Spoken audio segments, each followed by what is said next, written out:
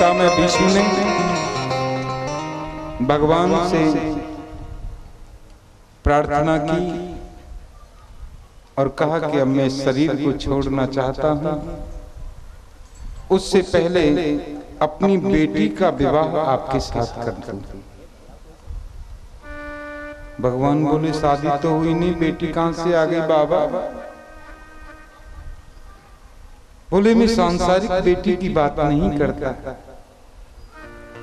इतिमति रूप कल्पिता वितृष्णा भगवत शाश्वत पुंगवे विभ्रूमि शशुक मपुगते क्वचित विहरितम प्रकृति मुपेयसि यद्भव प्रवाह। मैं अपनी मति रूपी बेटे की बात, मति माने बुद्धि, मेरी मति रूपी बेटी का विवाह आपके साथ करना चाहता हूं। अर्थात अपनी बुद्धि को परमात्मा को समर्पित करके पितामह भीष्म ने पंच भौतिक शरीर का त्याग कर दिया। भगवान ने अंतिम संस्कार कराया। प्रातःकाल होते ही द्वारका के लिए प्रस्थान किया। अर्जुन द्वारकाधीश को छोड़ने के लिए द्वारका पधारे और कहते हैं भगवान ने अपनी माता, सातों माताओं के चरणों में सिर रख करके प्रणाम किया। ऐसा लिखा है, प्रविष्टस्तु गृहं पित्रो परिषक्त स्वमात्रभिः भवंदे शिरसा सप्तम देवकी प्रमुखा मुदा। देवकी आदि सातों माताओं के चरणों में सिर रख करके प्रणाम किया। एक बात कहूं, बड़ों को प्रणाम करने से चार चीजें बढ़ती हैं।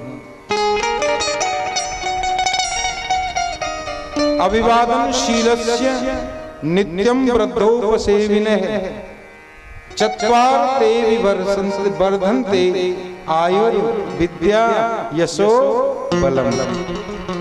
आयु, विद्या, यश और बल, चार चीजें अपने आप बढ़ती हैं। इसीलिए सबको प्रणाम करना चाहिए, बड़ों को प्रणाम करना चाहिए। कुछ दिन द्वारिका में निवास किया, फिर समाचार मिला कि उत्तरा के गर्भ से सुंदर से बालक ने जन्म ले लिया है। यही तो है परीक्षित जी महाराज। भगवान पुनः एक बार हस्तिनापुर पधारे, आशीर्वाद देने के लिए आए। आशीर्वाद देकर फिर द्वारिका चले गए और कहते हैं यदुवंशियों की मति खराब हो गई। वारुणी मदिरा का पान किया, आपस में ही लड़ झगड़ के सब मर गए। भागवत में लिखा है 10 पंचावशेषता, 10-20-50 बचे होंगे, बाकी सब यादव वंश समाप्त हो गया। भगवान के देखते देखते ही उनका खानदान नष्ट हो गया। भगवान की अपनी लीलाओं का समापन करके प्रवास क्षेत्र में जा बैठे। एक पीपल के वृक्ष के नीचे अपने दाएं चरण को बाएं चरण के ऊपर रखकर अर्ध सेनावस्था में लेटे हुए हैं। किसी बहेलिया ने देखा और एक बाण चला दिया। कोई जीव समझकर भगवान के चरणों में वो बाण लगा। बहेलिया को पता चला तो बोला मेरे टुकड़े टुकड़े कर दो, मार डालो मुझे। प्रभु बोले बिल्कुल तुम्हें चिंता करने की जरूरत नहीं है, ये सब मेरी ही इच्छा से हुआ है। और अपनी लीलाओं का समापन करने से पूर्व उद्धव को आत्मोपदेश किया, ज्ञान का उपदेश किया। अर्जुन को बुलाकर के कहा कि मैं अब द्वारका, क्या इस संसार को छोड़कर जा रहा हूं। द्वारका जब तक रहेगी जब तक मैं इस धरती पर हूं। मेरे जाने के तुरंत बाद द्वारका समुद्र में डूबने वाली है। इसलिए तुम मेरी पत्नियों को लेकर के वृंदावन चले जाओ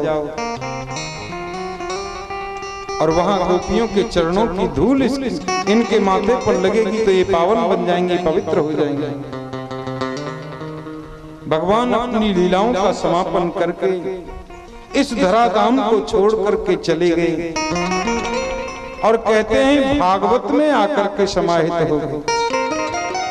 बोले भक्तवत्सल भगवान की जय।